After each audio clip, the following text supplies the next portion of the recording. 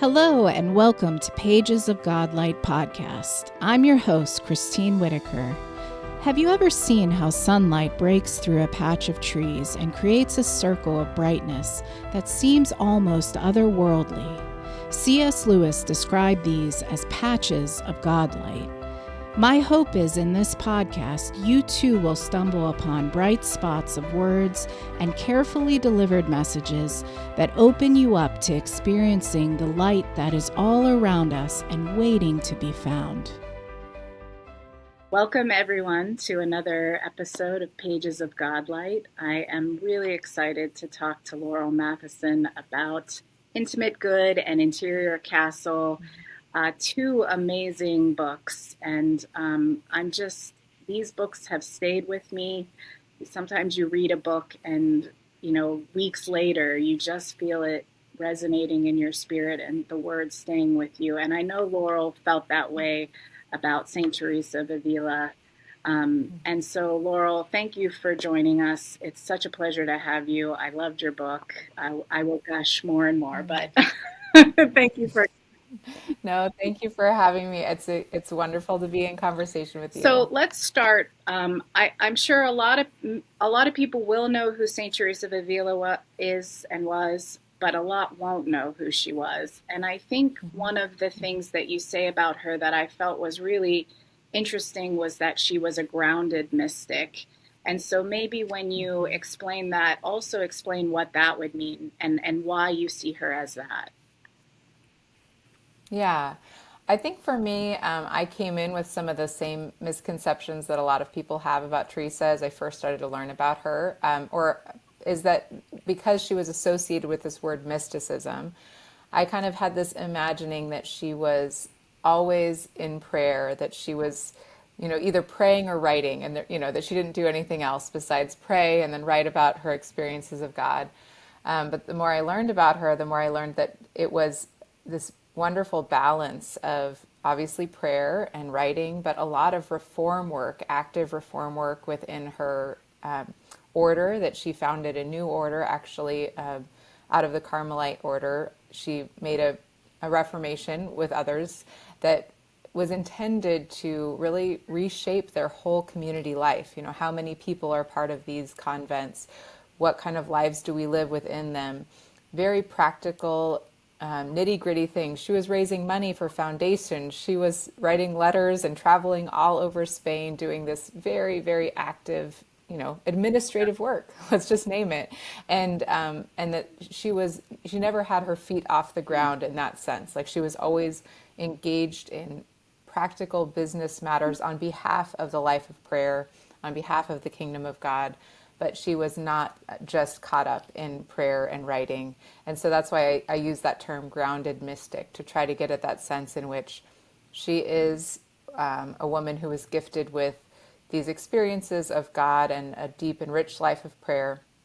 And she was always actively engaged in the work on the ground that needed to be done. Isn't it an interesting balance of someone to sort of write these visions and these things that do feel very mysterious and feel very like, I don't understand this. But at the same time, she gives such tangible, practical advice about prayer and spirituality that you read that and you're just like, how do these two things coexist?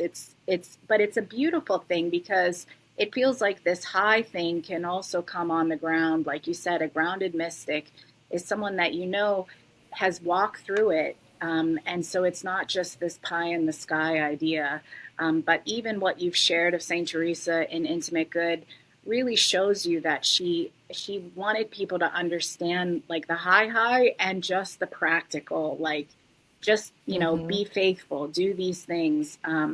So I wonder too, in the book you talk about the first time you read Interior Castle, it sort of was like maybe over your head or you just didn't connect with it much. And then you came back to it and God really spoke to you through her writings. So talk a little bit about that, like of re-experiencing something for a second time and why that spoke to you maybe in a different time of your life.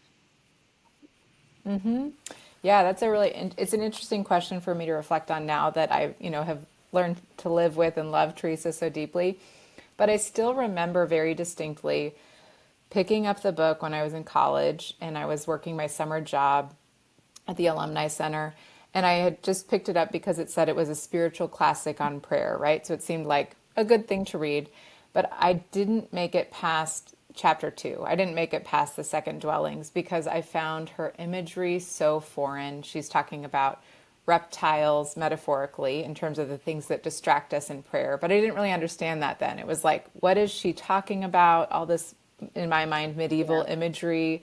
I just didn't find it very helpful. And I didn't really understand where she was going or where she was coming from.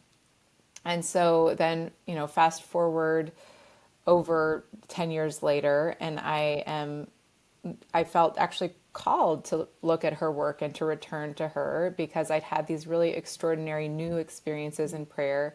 And I felt like God basically said, turn to Teresa, she will guide you. I knew just enough about her to know that she was this teacher about prayer and mystical prayer and contemplative prayer in Christianity. And so I returned to the book, and this time I was really curious. I was like, what is she trying to say here?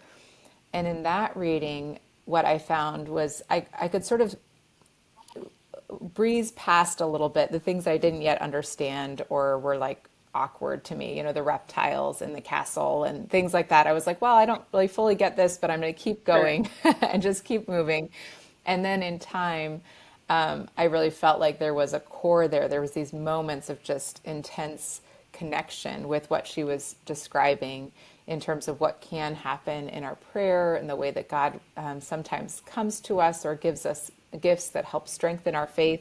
And so then I was just really, it was a moment of like illumination. I think we all have moments as readers, if we're readers for Yeah. a long time, where a book really does open up something inside of us where we think, I have known this exact thing. I didn't know anyone else had known this thing. And it's a beautiful moment that can happen through reading. And the second time around, my reading of The Interior Castle was just full of those moments. So it became a very special and obviously important text for me at Yeah. that time. Oh, that's beautiful.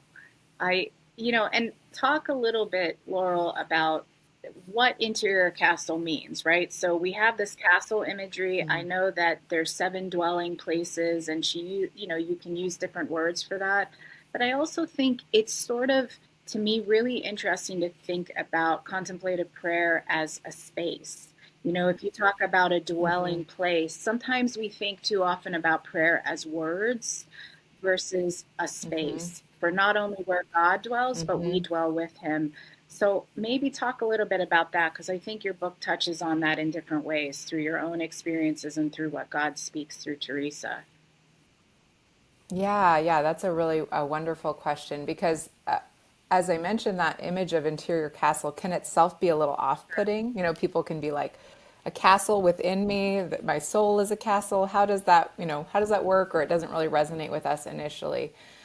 But I found it as I really slowed down and read Teresa more closely, I found it actually quite a wonderful metaphor because what she's really getting at is that our soul, part of us, is and has this capacity. If you think about the word capacity, it's like you think of space, right? There is a space that we have in which we can meet God.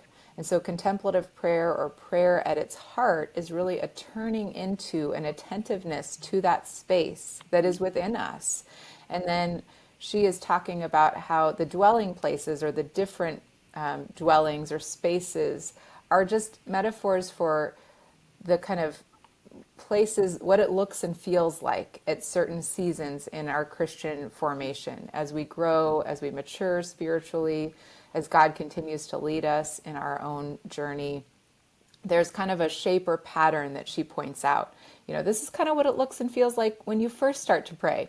There's a lot of Sure. distractions. It's really like you're going to just sit down and you're like, oh, this is kind of nice, but I'm still thinking about my laundry all the time. And, and you kind of just, and then you back away. And she talks about that as like the first dwelling is when we just maybe pray a couple times a month and we're kind of attracted to this idea of talking to God and listening to God, but we're really not that Right. invested, right? And then you move maybe to the second dwellings where you really do want to somehow be more faithful, more attentive to this God that you have heard something about, but you're still really conflicted, and it goes on and on from there. So that is the notion of the dwelling places, is that there again, there's these overarching metaphors for the ways and places that we encounter God within ourselves and within prayer. And it seems like she said that you can be in more than one at once. It's not like a linear way of looking at that dwelling, but that, you could be in all of them or you could be in one, but it's a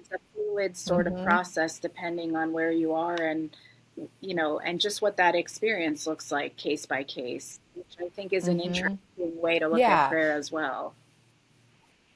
Yes, and it's like any framework, right? It's a tool for understanding, for reflection. It is not the thing itself, but she's giving us a tool, a schematic for reflection on our own life in prayer, on our own growth, and even backsliding in our life of faith.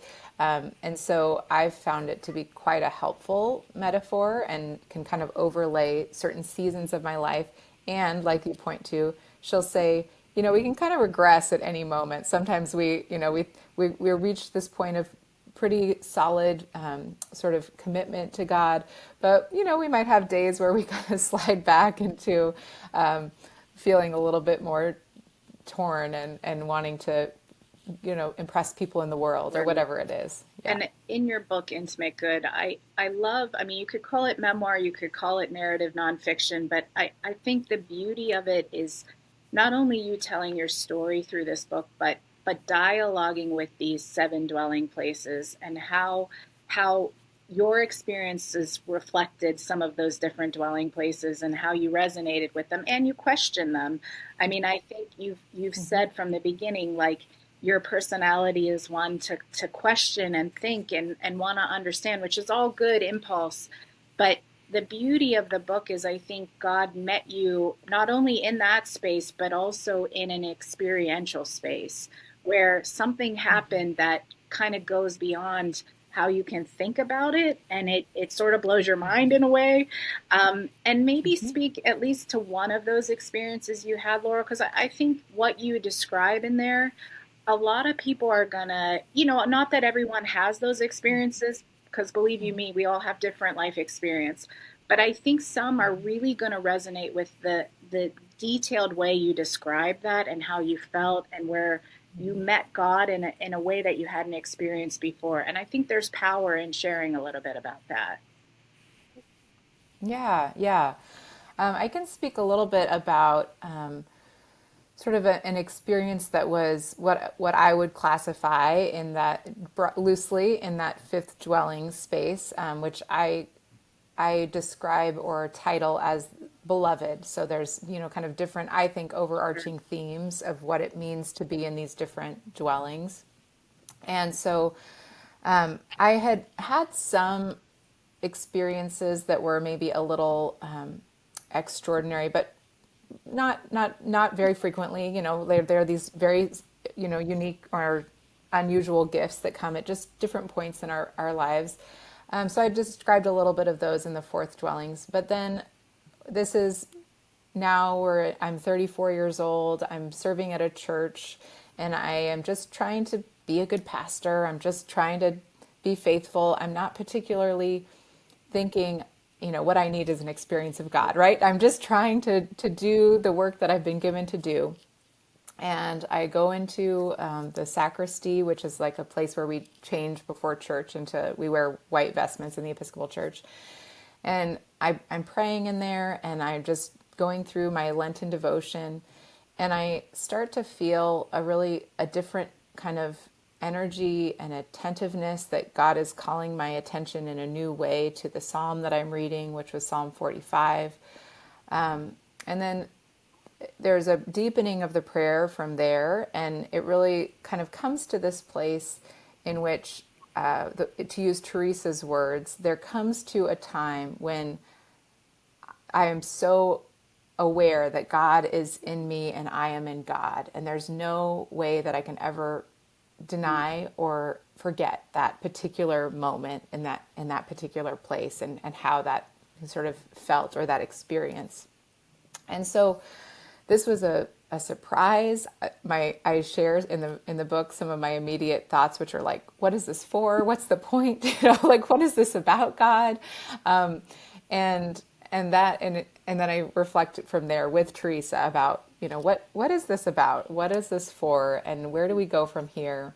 But I do think it's important, and that's why I risked the vulnerability of sharing some of that in the book, to name some of the specificity around these experiences, because I think it can be strengthening and affirming and healing for other people who have felt different things. Because I've Sure. talked enough about Teresa with other audiences that I've had people come up to me and say, "Oh, I knew something like that. It wasn't Sure. exactly the same, but this is so good Right. for me to hear." And so that's why, people have asked, like, kind of, why would you share these things? This Right. feels very personal, and it is very personal, but I don't share it just for the sake of like sharing it or exposing it. It's really meant to strengthen and affirm the gifts that God has given to Right. others as And well. I do understand it's difficult if you've not encountered that. Like when you share something like that, we all know, like, emotions can be deceptive. We can have Hmm. flights of fancy and not know. But Hmm. for someone that I would say I've gone through things like that where there's a knowing that goes beyond an emotion. It's like you said, deep Hmm. down there's a part in you that you didn't even maybe know was so internal that could be met. And I Hmm. think in that moment it's something that you can describe, but unless someone goes through it, it's very hard for them to understand, because unless you've gone through it, I don't know how you can only describe it. But people have to have that openness and have maybe that experience. And not everyone will, and that's okay. But I think what was Hmm. beautiful about your book, and it seems like a simple concept, but the more I thought about it, Laura, the more it opens up so many thoughts about God. But you talk about sort of like when God meets you with his presence in such a tangible way, you have that warmth. It can come different ways, right? It's not one Hmm. size fits Hmm. all. But when you have that encounter, you describe it, and I think Teresa describes it as a gift. And when I think Hmm. of a gift, it's like, and it's beautiful the way that you describe that, because we don't expect gifts. When someone hands us a gift, it is Hmm. really an unexpected thing, and you feel Hmm. instant gratitude because of this unexpected thing. And I think there's a beauty in people letting go of this notion that that should happen every single time. If I Hmm. walk the right way Hmm. or if I pray the right way, that I'm going to have this encounter. Well, we do and we don't. But thinking of it as a Hmm. gift, I thought was such a freeing way of understanding that idea. So speak a little bit to that, because Hmm. I thought it seems like a simple concept, but there's so much nuance that comes with understanding it that way. Yeah, no, thank you for lifting that up, because that is really so central to how we can understand these gifts, and in the way that Teresa talks about them. So this is where I feel like, again, she is such a helpful guide, because in her day, it's almost the opposite problem that I think we have in at least my experience of contemporary American Christianity. At least I'm in California in the West. It's like a pretty post-church, Yeah. post-Christian environment.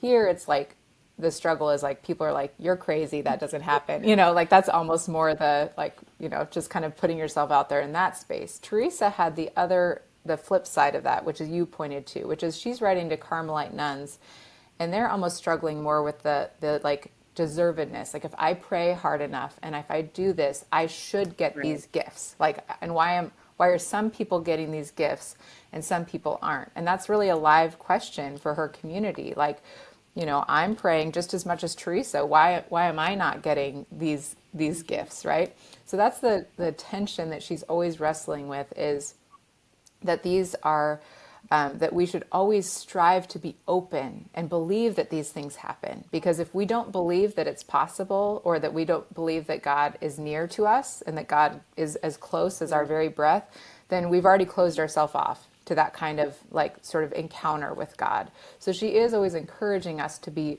open, to be striving to know more of God, to serve God more and love God more. And the flip side of that is that she's saying you can strive, strive, strive, and she does want us to strive. And then you are open-handed and you don't Right. expect anything in return. And then God does what God knows we need best for the life of faithfulness that we need to live. And different people that will look different, if that makes sense. The term in Spanish that she uses is merced, which is related to mercy, right? It's a gift, it's a mercy. And that's one of the terms that she uses. And I think one of the ways I try to explore this in the book is I say, this is sort of like people saying, well, like, it's also a particular kind of gift. It's a gift that we don't deserve, and it's a gift of someone with more power or authority than we have, right? So it's like a more secular use of this might be like, where did you get that horse? Oh, the horse was a gift, a merced from the king. And then the response to that is going to be two things. One is like, why did the king give you a horse and not me? Right? Like there's kind of that like, wait a minute. Or two, the skepticism of like, kings just don't go around giving out horses. Like you must be delusional. You didn't actually get that horse from the king. Where'd you really get it? So I think that is just a funny way to think about this notion of these experiences that are very memorable, that are very extraordinary, that stick with us, that they're real, that Teresa always wants to affirm their reality, their possibility, and that they are not necessary Right. for our wholeness, for our healing, for our salvation, and that we are not in control of whether or not And they're that's given. freeing, I think, in a way, you know. And I think just in some of what you were saying, Laurel, there's this beautiful theme through Intimate Good, through the beginning to the end of the book, and I'm sure it's ongoing with your story still. But it's the narrative and faith of striving versus stillness. And I think that you've captured that in so and Teresa, I think, captures that balance as well. And one of the things when I first read your book that really was like my own spiritual question that I felt like was answered so beautifully was this idea of when we pray, is it active or is it passive? You know, are we and I guess with any conversation it's both, but it's a hard tension to hold. And I think that's part of the Christian faith is how do we find that balance of movement and stillness and God meeting us in both. And I think you also explained such a beautiful way of that gift enabling you then to move in the work that you need to do. So maybe speak a little bit to that balance you found in your own walk and how God calls us from one to the other. Yeah, I mean, it can be a pretty basic instruction in prayer that we don't just talk to God, we also listen, right?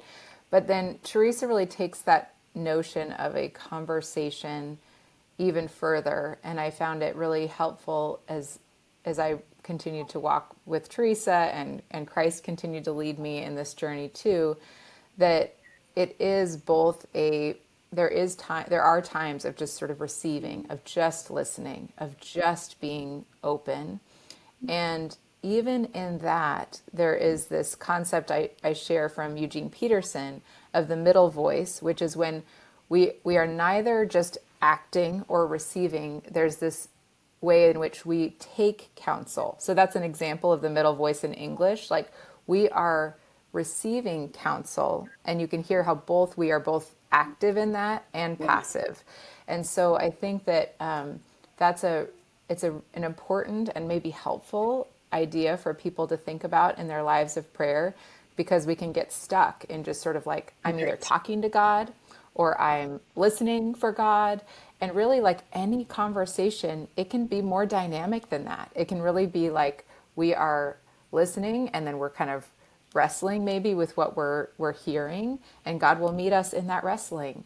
Or we can, be prodding for like, I need to understand a little bit more about this thing. I don't, there's just a little bit more fluidity to that active passive polarity that we Right. sometimes try to create. And that has been really helpful for me. The other thing that I think was is interesting is to think about the times and seasons in our lives. We're all familiar with that notion, for everything there is a season.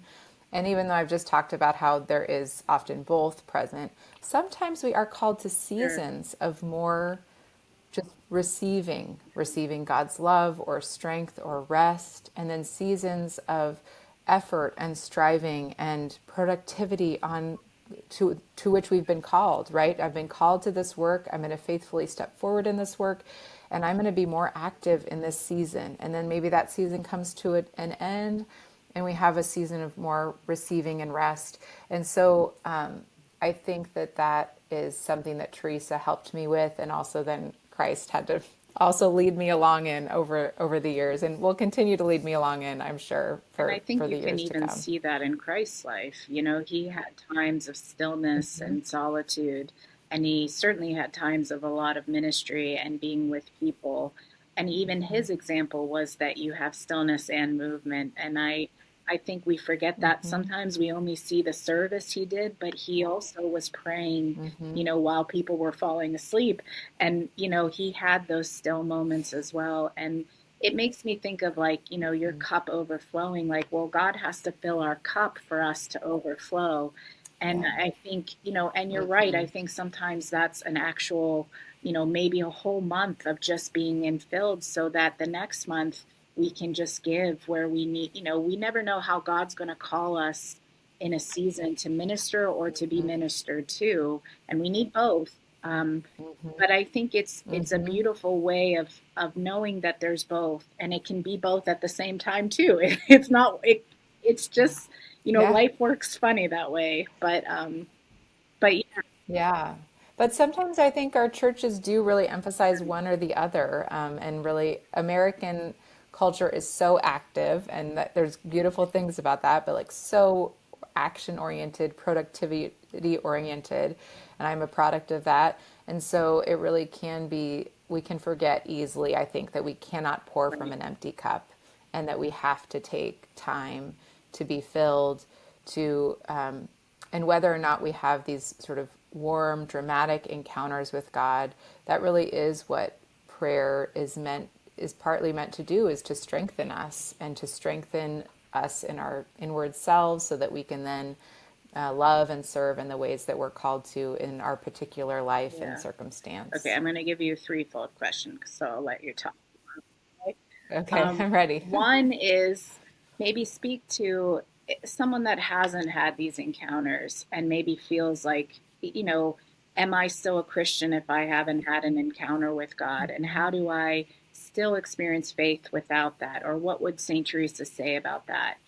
And then also speak to, the book is very practical about how, for someone that wants to start contemplative prayer but has maybe never done it or doesn't know where to start, like maybe some practical advice. And I know your book even shares with how you sort of made that transition and how you walked it out, which I thought was a beautiful way to understand it. And then lastly, sorry, last question. Just, I think I'd love to hear, just, the book is called Intimate Good, and your book resonates so much of how intimately good God is. He's in us, He's with us, He's for us. I think if you want to end with that, I think there's so much beauty in your language of like God revealing that to you as a beloved, and just what that means. So I'll stop talking. I'll let you answer. Yeah. Yeah, no, those are all such wonderful questions. So I'm happy to Okay, if I'll I remind you. forget No in one of worries. them, just prod me. Yeah. So first, for those who feel like, well, this all sounds nice, lady, but this I've been a Christian for 40 years, and I've never had an experience in prayer like this. Does that mean that something's wrong with me?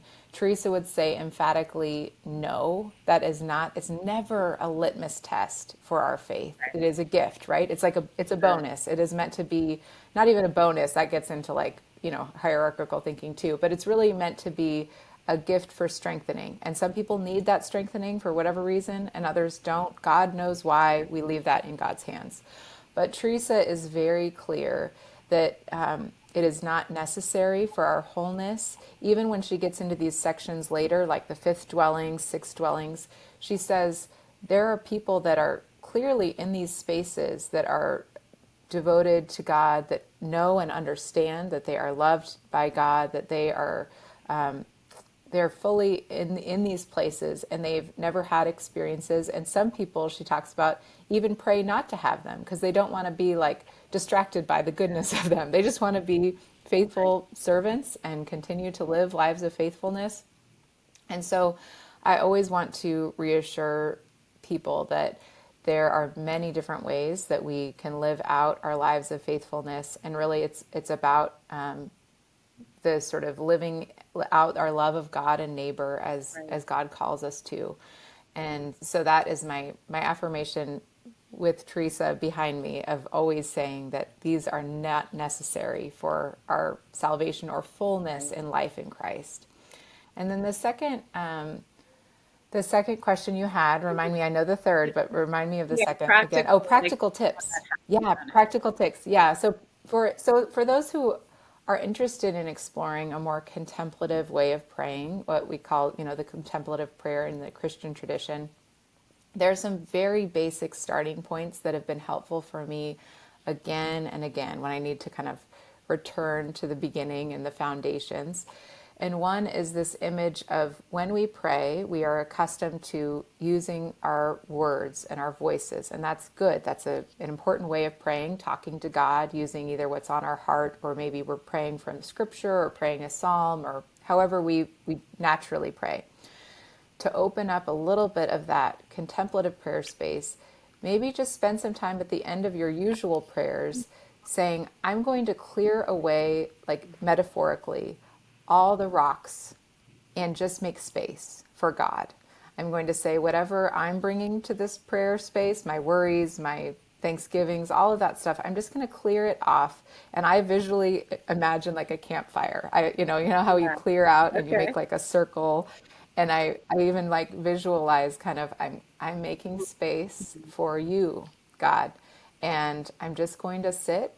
And is there anything that you would like to bring to this time, to my attention today?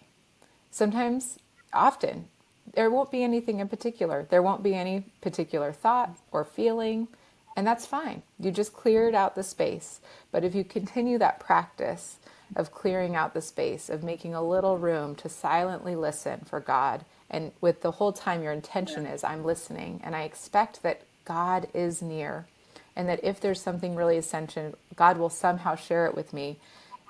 It's the beginning of that kind of openness to listening to God who is close.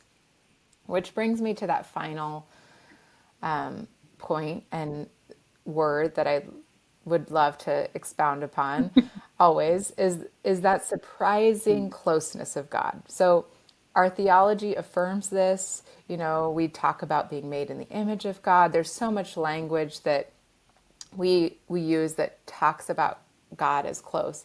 But it's not just in our age. Teresa says all our trouble in prayer begins from not really believing that he is near, like not really, really trusting that. And it's a hard thing to trust, right? We are human creatures. We look around the world and we don't see God with our eyes. So it can be hard to really live into that leap of faith that says, when I sit down to pray, and when I don't sit down to pray, but especially when I sit down to pray, not only is God near, but God is within me. And I have this space as I enter a prayer where I can come to know more and more of God and God's goodness and God's love and God's direction and intention for my life.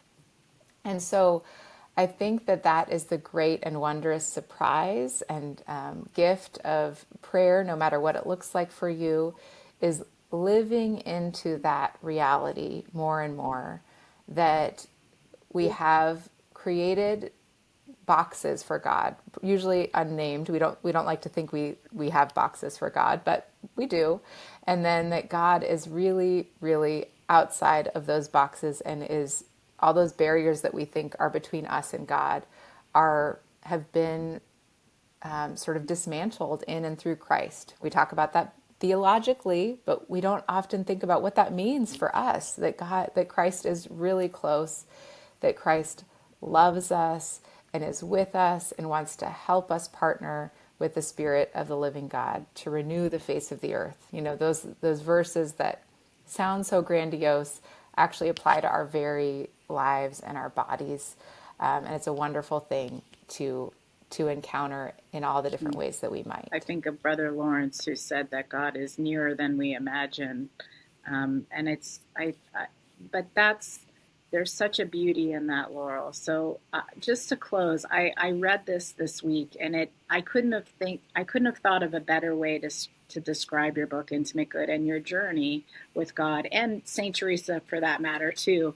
But Evelyn Underhill wrote that union with God is a beatitude of the soul. And I feel like Intimate Good is your telling of that sacred blessedness of what it means for a soul to encounter God.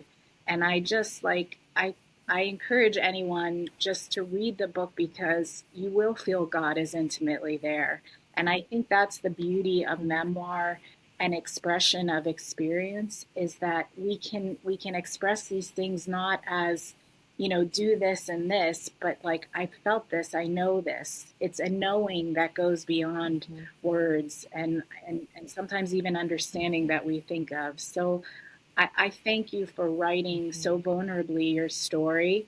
And I know that people will resonate with different parts of it, but that intimate goodness, I think in a broken world, in a world of loss and hurt, is something that the more we can try to frame our attention that God is good and intimately good, He makes a way for healing. He makes a way for salvation and redemption. And your book really makes a way for that in your own life and for others. So I thank you, because it was intimately good. I'm sorry, it was.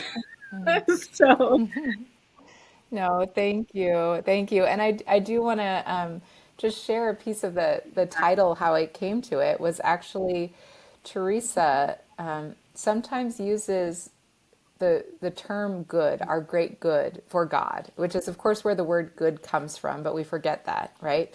And so that God is the highest good, right? The goodest of good things we can imagine, and yet sometimes we don't really know or trust that, and that goodness is not only that good, but is so close and so present to us and attentive to our lives and our journeys too. It makes me think of a contemporary song by Jess Ray, just a Christian artist that I appreciate and admire.